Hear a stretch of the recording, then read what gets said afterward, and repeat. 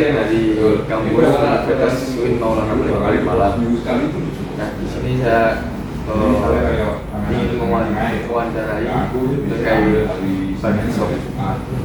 Bisa diceritakan awal mulanya jadi itu?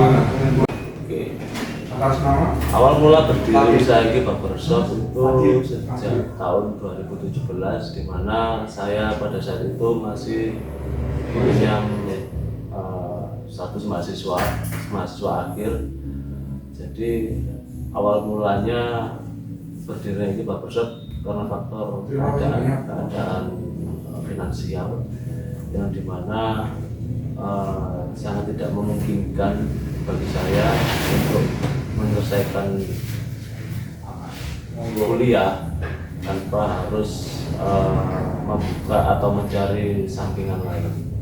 Kenapa saya memilih industri potong rambut? Karena pada saat itu demand atau permintaan dari pasar sangat luar biasa. Dan di sisi lain saya sendiri senang dengan profesi ini. Jadi saya menggeluti bidang ini sebetulnya itu sejak aku SMP, yang dimana awal mulanya iseng untuk memotongi beberapa teman-teman yang ada di pondok pesantren sampai SMA. Ketika kuliah sempat kerja di F&B, ternyata di situ saya merasa tidak nyaman karena bukan dari panggilan hati. Betul-betul pekerjaan tersebut membuat saya senang, tapi membuat saya menjadi beban. Akhirnya saya mencari alternatif lain.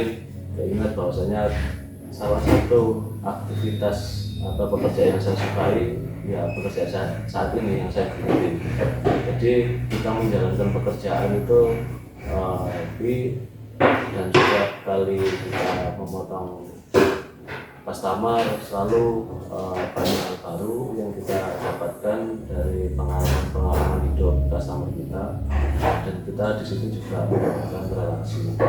Jadi kalau awal mula berdirinya ya karena awal mula berdirinya itu tahun 2017.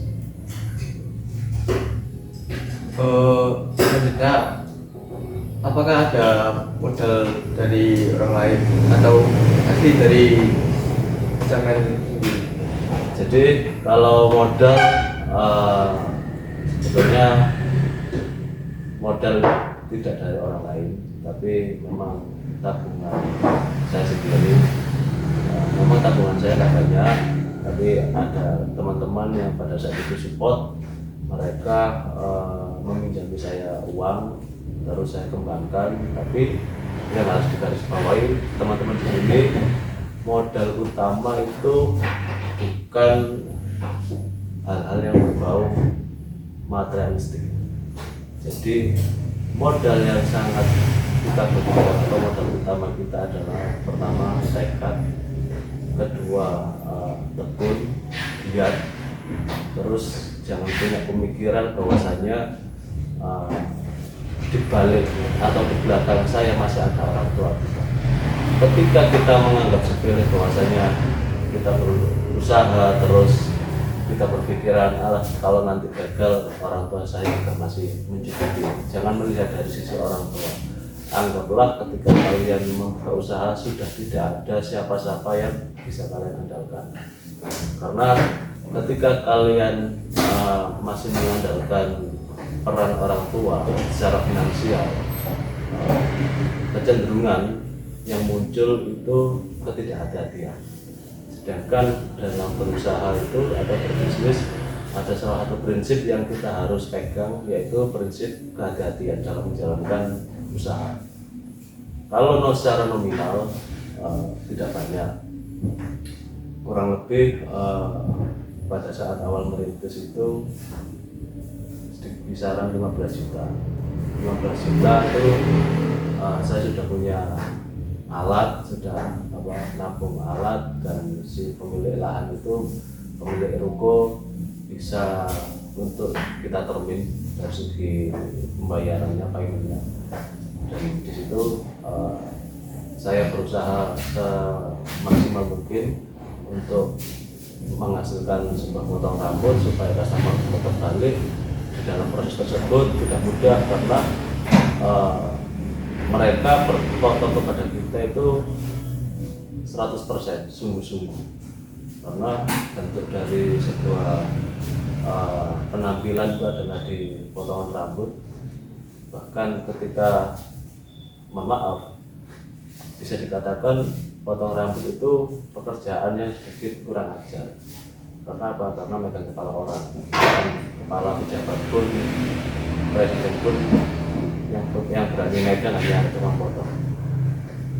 Nah, salah satu bentuk penghambaan yang paling luar biasa adalah ketika kepala sujud ke lantai.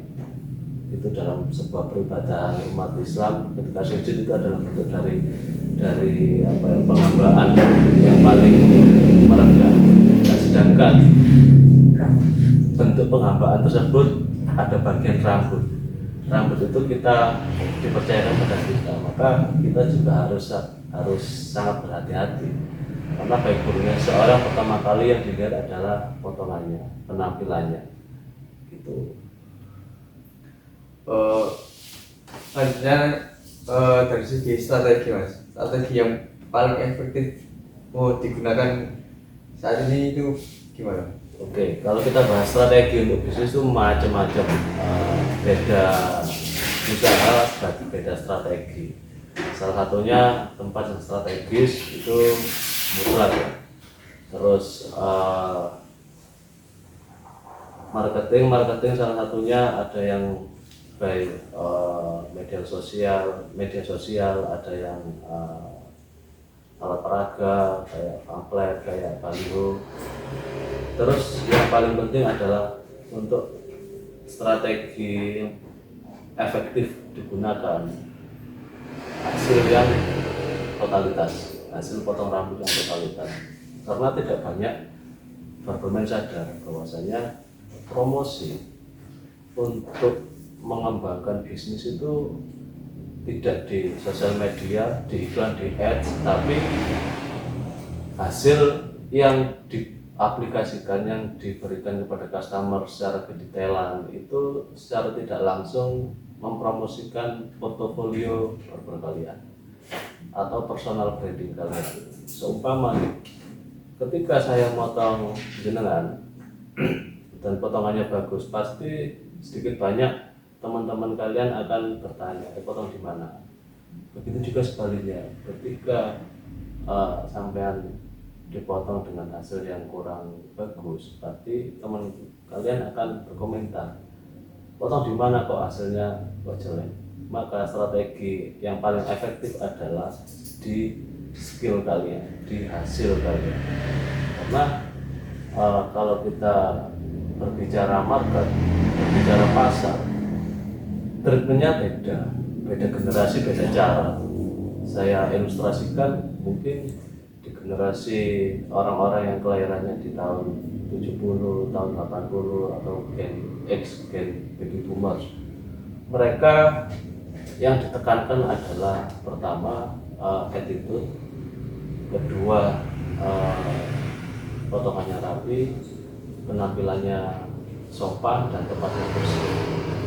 Geser lagi ke generasi milenial karena mereka lebih melek secara digital, secara sosial media dibandingkan generasi-generasi sebelumnya. Maka sedikit banyak mereka tahu style penampilan dan potongan dan cara mengaplikasikannya gimana, terus dengan bentuk wajah saya kira-kira cocok atau tidak, mereka lebih paham. Terus lebih sedikit agak berat lagi tantangannya di generasi zilenial, karena generasi zilenial mereka lahir itu sudah ada internet, sudah terfasilitasi smartphone. Mereka sejak kecil juga teredukasi terkait edukasi terkait penampilan potong rambut mungkin dari orang-orang tuanya atau orang-orang sebelumnya, maka mereka itu cenderung lebih kritis terkait hasil potong rambut dari segi kedetailan, dari segi styling. Mereka tuh lebih peka. Jadi kalau kita tidak mengikuti era pergeseran perilaku konsumen, maka kita akan stuck, maka akan ketinggalan dengan barber yang lain. Kalau khususnya di Malang malah lebih sulit lagi, beda. Khususnya di Kota Malang itu marketnya bergeser, bukan bergeser dari generasi tapi bergeser di tahun. Karena khususnya di Kota Malang, terutama Lowokwaru, daerah Merjosari dan sekitarnya, 70% perekonomian di sini itu digerakkan oleh roda perekonomiannya adalah mahasiswa. Ketika mahasiswa libur, maka semua unit usaha bisa dipastikan ada penurunan secara omset, tapi secara operasional kebanyakan tetap itu tantangan teman-teman yang selaku UMKM, pelaku UMKM. Terus di Malang itu tidak ada pemain lama dan tidak ada pemain baru ketika sudah melewati fase 4 tahun pertama. Karena setiap tahun ada mahasiswa yang masuk dan ada mahasiswa yang lulus.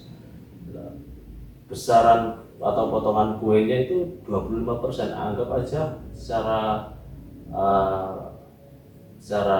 kasarannya rata-rata teman-teman yang ada di Malang yang statusnya mahasiswa itu 4 tahun, mulai daftar sampai lulus itu durasinya 4 tahun. Sedangkan setiap tahun itu ada mahasiswa masuk dan mahasiswa keluar, berarti 25% per tahun itu mahasiswa geser, dan di 4 tahun semua riset ulang. Jadi kalau para teman-teman yang mau bisnis khususnya di Kota Malang, perlu harus dihitung dari segi manajemen risiko, dari segi RAP, dari segi break even point. Jadi semuanya harus detail, jangan sampai belum terkena. Tantangannya beda dengan kota-kota lain yang dimana market mereka stuck, tidak bergeser. Terus apalagi yang mungkin bisa saya bantu dari semua pertanyaan-pertanyaan sampean? Cukup Mas, baik. Terima kasih Mas. Oke, sama-sama. Oke.